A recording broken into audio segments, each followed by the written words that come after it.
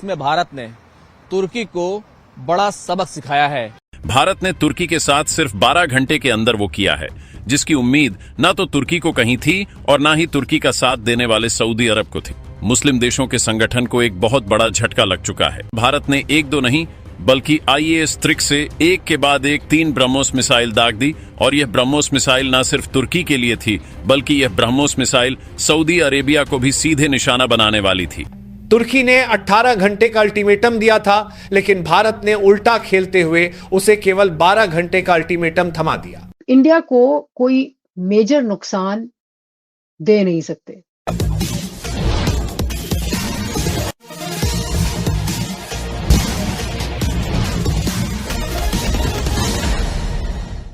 भारत ने तुर्की के साथ सिर्फ 12 घंटे के अंदर वो किया है, जिसकी उम्मीद न तो तुर्की को कहीं थी और न ही तुर्की का साथ देने वाले सऊदी अरब को थी। लेकिन भारतीय नौसेना ने अब आखिरकार तुर्की को उसकी औकात उसकी जमीन पर ही दिखाने का काम कर दिया है। दरअसल भारत के IAS त्रिकंद को लेकर के तुर्की ने बड़ा बवाल मचाया था, जिसको लेकर के तुर्की लगातार भारत को अल्टीमेटम दे रहा था। तुर्की ये कह रहा था कि अगर भारत ने अपने IAS त्रिकंद को वापस नहीं लिया तो उसके बाद जो अंजाम होगा उसे भारत खुद समझे, भारत भुगतने के लिए तैयार हो जाए। लेकिन इसके बावजूद भारत ने अपने IAS त्रिकंद को न तो भूमध्य सागर से वापस लिया बल्कि अब जो हुआ है उसके बाद तुर्की के होश उड़ चुके हैं। इतना ही नहीं, इस खबर के सामने आने के साथ ही पूरे भूमध्य सागर में मौजूदा मुस्लिम देशों के होश उड़ चुके हैं। मुस्लिम देशों के संगठन को एक बहुत बड़ा झटका लग चुका है, क्योंकि उनका आका कहे जाने वाला तुर्की भारत के सिर्फ एक वार से पूरी तरीके से थर-थर कांपने लगा है। और हाल यह बन चुका है कि जो तुर्की अब तक भारत को धमकी दे रहा था, वही तुर्की एक ही झटके में भारत की बातें भी मान चुका है और भारत के लिए भूमध्य सागर के रास्ते को खोलने पर भी मजबूर हो चुका है। बल्कि हाल तो यह है कि तुर्की की नौसेना बैकफुट पर जा रही है। भारत के IAS त्रिकंद को अब तक यह घेरने की साजिश चल रही थी, लेकिन शायद वो यह भूल गए थे कि भारत के पास हमेशा एक के साथ एक प्लान बी भी होता है। और आखिरकार भारत ने अपने उसी प्लान बी को इम्प्लीमेंट करके इस वक्त तुर्की को उसकी जगह पर ही ऐसी मार दी है कि आखिरकार तुर्की के होश फाख्ता हो चुके हैं। दरअसल भारत ने एक दो नहीं बल्कि IAS ट्रिक से एक के बाद एक 3 ब्रह्मोस मिसाइल दाग दी और यह ब्रह्मोस मिसाइल न सिर्फ तुर्की के लिए थी बल्कि यह ब्रह्मोस मिसाइल सऊदी अरेबिया को भी सीधे निशाना बनाने वाली थी, जिसके चक्कर में अब सऊदी अरेबिया तो गया ही गया, साथ साथ तुर्की उसको बचाने के चक्कर में आका बनने की कोशिश में बुरी तरीके से फंस चुका है। इंडिया को कोई मेजर नुकसान दे नहीं सकते। अमेरिका कोई 0.5% GDP में प्रॉब्लम्स आएंगे, लेकिन ये है कि कोई ऐसी कोई मेजर वीकनिंग, इकोनॉमिक वीकनिंग उनकी नहीं होने वाली। ये जो 8P1 वर्क वीजाज हैं अमेरिका के, वो जो $1 लाख उसकी कीमत कर दी है, तो उसमें भी जो खबरें आ रही हैं वो ये है कि खुद जो देखें इस वक्त major IT companies, American IT company के CEO जो हैं वो इंडियन हैं। तुर्की ने हाल ही में भारत को सीधे चुनौती दी थी। उसने साफ साफ कहा था कि अगर भारत ने अपना युद्धपोत INS त्रिकंद भूमध्य सागर से वापस नहीं लिया तो नतीजे बेहद खतरनाक होंगे। तुर्की का इशारा साफ था, भारत को डराकर यहां से खदेड़ना। लेकिन शायद तुर्की भूल गया था कि भारत डरने वालों में से नहीं है। भारत तो हमेशा मौके पर जवाब देने में यकीन रखता है, और वही हुआ। भारत ने न केवल तुर्की की धमकी को नजरअंदाज किया बल्कि ऐसा करारा जवाब दिया कि तुर्की के होश उड़ गए। साथियों, मैंने कभी आपसे यह नहीं कहा कि इस चैनल को सब्सक्राइब करें, लाइक करें या शेयर करें, क्योंकि मुझे हमेशा यकीन रहा कि अगर मेरी बातों में सच्चाई होगी तो लोग खुद उसे सुनेंगे और फैलाएंगे। लेकिन आज पहली बार मैं आपसे एक विनम्र अपील कर रहा हूं, अगर आप मुझे एक ईमानदार पत्रकार मानते हैं तो अभी इस चैनल को सब्सक्राइब कर लें और इस वीडियो को अंत तक जरूर देखिए। दरअसल यह पूरा मामला तब शुरू हुआ जब भारत और ग्रीस के बीच एक नेवल एक्सरसाइज हो रही थी। ग्रीस और तुर्की के रिश्ते पहले से ही तल्ख हैं। ऐसे में भारत का ग्रीस के साथ मिलकर नौसैनिक अभ्यास करना तुर्की को नागवार गुजरा। उसने भारत को अल्टीमेटम दे दिया। कहा गया कि अगर भारत ने अपने युद्धपोत को वहां से नहीं हटाया तो उसे परिणाम भुगतने होंगे। लेकिन दोस्तों, भारत कब से गीदड़ भभकियों से डरने लगा? भारत ने साफ संदेश दिया कि अब हालात बदल चुके हैं और अगर तुर्की ने जिद की तो भारत का जवाब यादगार होगा। और वही हुआ। तुर्की ने 18 घंटे का अल्टीमेटम दिया था, लेकिन भारत ने उल्टा खेलते हुए उसे केवल 12 घंटे का अल्टीमेटम थमा दिया। संदेश बिल्कुल साफ था, अगर तुर्की ने रास्ता नहीं छोड़ा तो भारत का अगला कदम ऐसा होगा जिसका असर तुर्की सदियों तक याद रखेगा। भारत ने समय बर्बाद नहीं किया। आईएनएस त्रिकंद से सीधे एक नहीं बल्कि तीन ब्रह्मोस मिसाइलें दाग दी गई।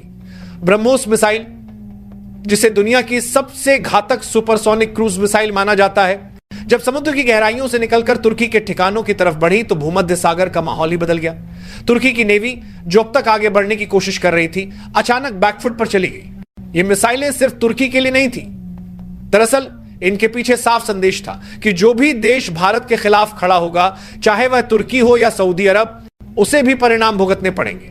यही वजह है कि इन मिसाइलों का असर केवल तुर्की तक सीमित नहीं रहा, बल्कि सऊदी अरब के भी होश उड़ गए। दोस्तों, भारत ने यह सब अचानक नहीं किया। यह पहले से सोची समझी रणनीति का हिस्सा था। भारत जानता था कि तुर्की ऐसा कदम उठा सकता है, इसलिए उसने पहले ही 4 युद्धपोतों को अलग अलग जगहों पर तैनात कर दिया था। एक जहाज ईरान के पास, दूसरा नॉर्थ अटलांटिक के हिस्से में और तीसरे को जिब्राल्टर के नजदीक खड़ा कर दिया गया था। यानी भारत ने भूमध्य सागर को 3 तरफ से घेर रखा था और जैसे ही तुर्की ने अल्टीमेटम दिया, भारत ने प्लान बी को इंप्लीमेंट कर दिया। इसके बाद तो हालात ही बदल गए।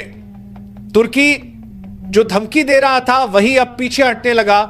उसने अपने नेवल शिप्स को पीछे बुलाना शुरू कर दिया और भारत के लिए रास्ता खोल दिया। यही नहीं, तुर्की ने यह भी कह दिया कि इस मामले को वो बाद में सुलझाएगा। लेकिन दोस्तों, असलियत यही है कि भारत ने केवल 3 मिसाइलें दागकर तुर्की को उसकी असली औकात दिखा दी। अब जरा सोचिए, एक ऐसा देश जो खुद को इस्लामिक देशों का नेता बताता है, जिसने सऊदी अरब जैसे मुल्कों को भी अपने साथ खड़ा कर लिया था, वो भारत के एक्शन से इतना हिल गया कि बैकफुट पर चला गया। और दूसरी बात यह कि बहुत सारे लोग, बड़े केपेबल स्किल्ड वर्कर्स इंडिया से जाते हैं। तो अमेरिका को जरूरत है, दैट वे इंडिया को नहीं है। और अगर यानी कि वहां जो कंपनी की मैनेजमेंट है वो बल्कि फोन कर रहे हैं, वो कह रहे हैं कि भाई अगर आप हम पे करेंगे और अगर आप मजीद कोई प्रॉब्लम आया तो हम आपको, ये भी खबर सुनने में आई, वो कहते हैं हम आपको ऑनलाइन काम देंगे। बट काम तो देंगे, और इंडिया की इकोनॉमी और अमेरिका की उसमें जो है वो दैट वे जुड़ी भी रहेगी, डोनाल्ड ट्रंप चाहें या ना चाहें। मेजर इश्यूज हैं। I don't think that India अभी इस मूड में है कि जाके इनके बूट पॉलिश करे डोनाल्ड ट्रंप के। और डोनाल्ड ट्रंप जो है वो एक ऐसे लीडर हैं कि जो एक दिन कुछ कहते हैं, दूसरे दिन कुछ कहते हैं। तो एक अनरिलायबिलिटी का फैक्टर भी है। सो वो ज्यादा रिस्क, वो खामोश होके पीछे बैठे हुए हैं। वो अभी देखें, ब्रिक्स की मीटिंग की है जयशंकर ने वहाँ यूएन में।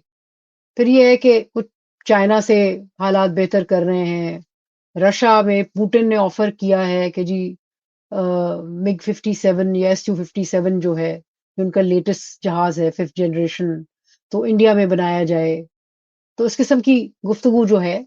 And in any case, India की कभी भी, इंडियन एयरफोर्स की इंटेंशन नहीं थी अमेरिकन F-35 या अमेरिकन फाइटर्स लेने की, क्योंकि वो जानते हैं कि इन फाइटर्स की पॉलिटिकल कॉस्ट जो होती है वो बड़ी हाई होती है।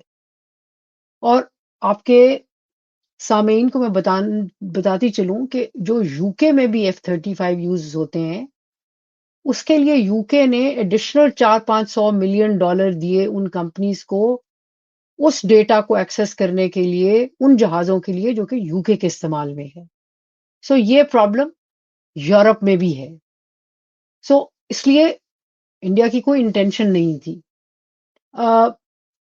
और नेचुरली जो है एक मुझे समझ नहीं आ रही कि इस वक्त एक सीन जो है वो क्या डेवलप कर रहा है। आप अगर हमसे जुड़ा रहना चाहते हैं तो कृपया मेरे चैनल को सब्सक्राइब करें तथा बेल आइकन भी दबा दें ताकि नई वीडियो की जानकारी तुरंत आप तक पहुंच जाए। धन्यवाद। जय हिंद।